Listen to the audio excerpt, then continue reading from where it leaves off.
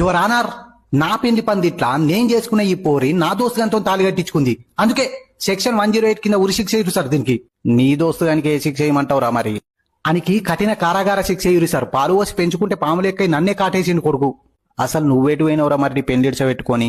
Kitchen లోకి పోయినా sir mutton ఎట్టు ఉడుకుతుందో చూద్దామని. ముక్క మంచిగా ఉడికింది కానీ కారం తక్కువైంది. ఇక టేస్ట్ చూద్దామని 2 ముక్కలు కొద్దిగా అంత సూపేసుకొని తినచ్చే వరకు అక్షంతర పడ్డా ఈడ. అసలు నీ దోస్తుగాన్ని ఓడుగుస్తుండే పెట్టిండ్రా పందిట్లా? నేనే సార్. గట్లెందుకు రావులే, అడు ఫోటోలలో నాకన్నా మంచిగా అత్తాడని కూర్చుండే పెట్టిన సార్.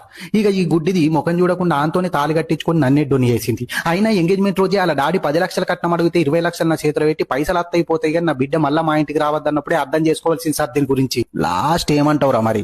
జీవితంలో దిద్దుకోలేని తప్పు చేసింది సార్. దిద్దుకోవడానికి ఇంకో లాస్ట్ ఛాన్స్ ఇవ్వమని కోర్టు జడ్జి గారిని, మీ పక్కనున్న బండ్రోత్ని, నా ఎన్నుకున్న పోలీస్ ఆఫీసర్ని, సొంతిల్లు కూడా లేని ఆడిపోరాళ్ళందరినీ మనస్ఫూర్తిగా కోరుకుంటున్నా. ఇక నన్ను ఇడిసబెడితే నా పెండిలో మిగిలిపోయిన మటన్ బువ్వ తిని ఒక చిన్న తంసలు దాగి పండుకుంటా.